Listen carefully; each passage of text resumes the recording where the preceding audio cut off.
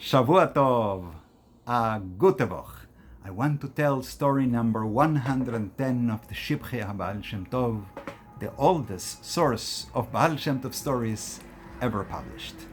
The title of this story is haBaal Shem Tov Matzah es Ganav ha'Agala ha'Gdoila. The Baal Shem Tov found the thief who stole the big cart. The thief of the big cart, obviously, who stole it. Okay? Gam Shamati, says the story. I also heard this story from him. The source quoted, last source quoted in the last story, which was Rab Leib of Sinavi. And then afterwards I heard the story from the Rav of our Kehila, from Rav Gedalia of Linitz. So there is two sources for the same story, which says that once there was a merchant, merchant, who came back to the city of Sde Lavan, Biel Tzerkva. Those who follow me will remember, as I explained before, why that city was called by the Hasidim Sde Lavan, the white field, right? And he came back to the city from Breslau, the city of Breslau in Germany, with a huge carriage of those called Breki, which is a cargo carriage, a big, huge carriage pulled by horses, and the merchandise was wool, big rolls of wool called Givant. I am not exactly sure of the meaning of this word Givant, but I think it refers to processed wool to be made into fabric. If somebody knows better, please do correct me. Thank you. The merchant arrived by night, and he did not want to open his store to bring in the merchandise. So he asked for his helpers to untie the horses, put them in, and he thought to himself, who is going to steal such a huge carriage with merchandise? So he left it outside. Nevertheless, a thief came, tied other horses to this huge carriage, and took off with all the merchandise. By morning, they saw that he had stolen the carriage with the merchandise, and he began to run. And they started looking everywhere, all the streets and the roads and the crossroads, and they couldn't find the thief to apprehend him. So the merchant wrote a letter and sent it with a special shliach, with a special messenger to the Baal Shem Tov in Mezhibush.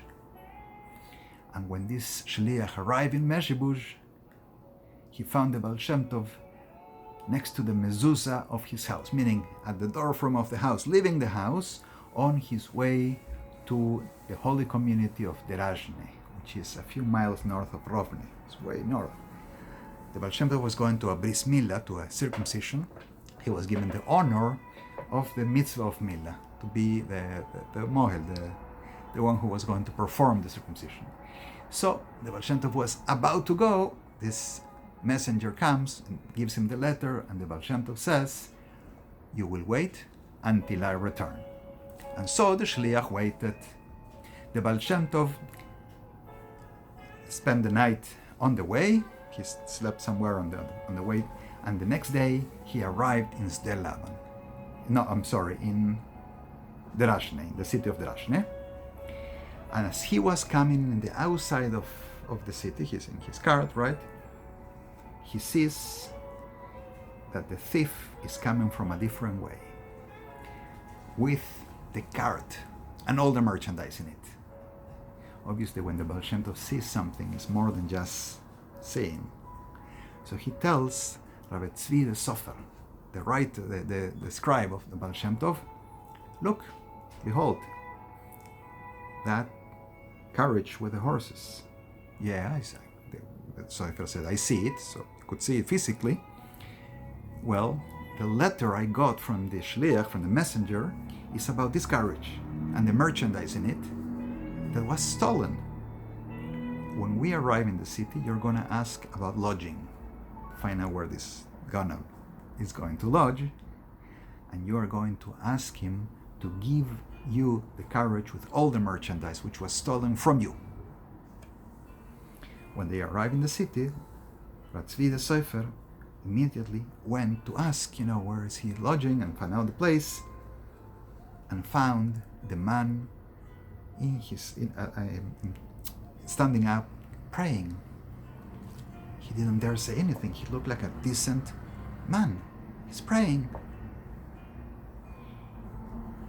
He came back to the Baal Shem Tov, and the Baal Shem Tov said, go back immediately. If you don't go at once, the thief is going to leave, and we're going to lose the thief and the carriage and all the merchandise.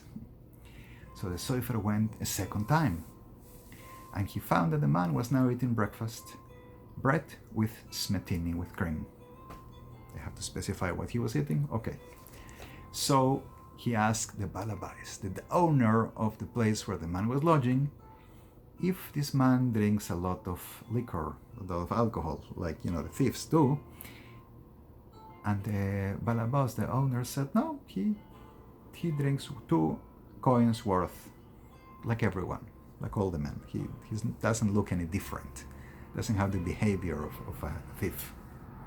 The Sofer left once again empty-handed. This time the Baal Shem Tov told him, go again, third time, and tell him the following. Tell him that he hid for 3 days in the woodland while they were looking for him, until the people who were searching for him left. And then he spent the night in such and such a place. And then he went through this place, and that, all the details of how he got all the way to the Rajne.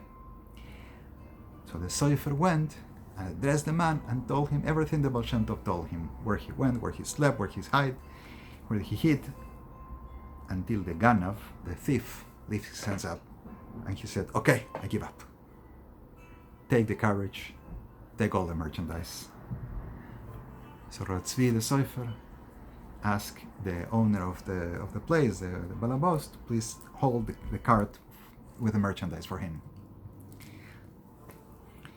So they went to the Bris Milah, to the circumcision, Ratzvi the Sofer and the Baal Shem Tov. And the Ganav said to himself, oh, now I am a poor man like all the other men.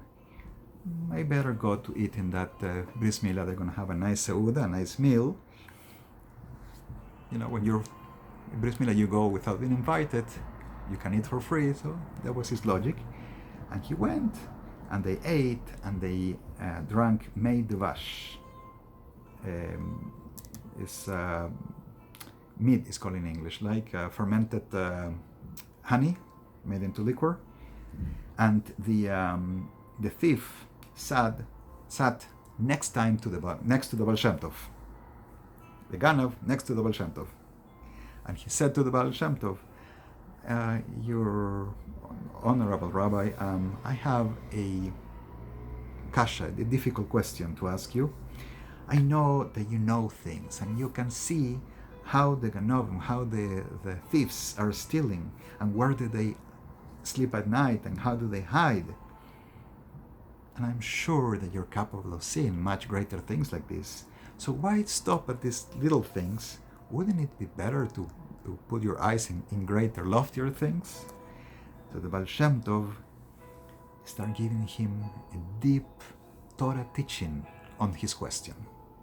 He spent all the time from the meal is done like a breakfast, right after the morning prayers, all the way until the end of the afternoon, the time of the prayer of Mincha.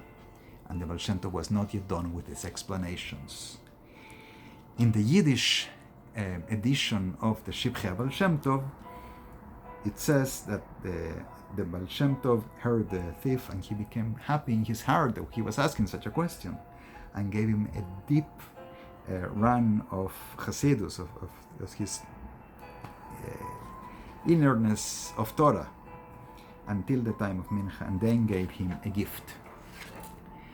And in Yiddish we say, von Meises Fragnish Kashes, we don't ask a question from a story, it's just a story, but I'll put my little piece of opinion here, and I could be wrong. seems like the Baal Shem Tov saw who the man really is in his essence and connected to him and taught him Torah to correct him, to really reach into him and put him in the right path. As Rav Tzvi has seen himself, he's not by nature a bad person. Needed to be corrected, not to do this again. And so is the story.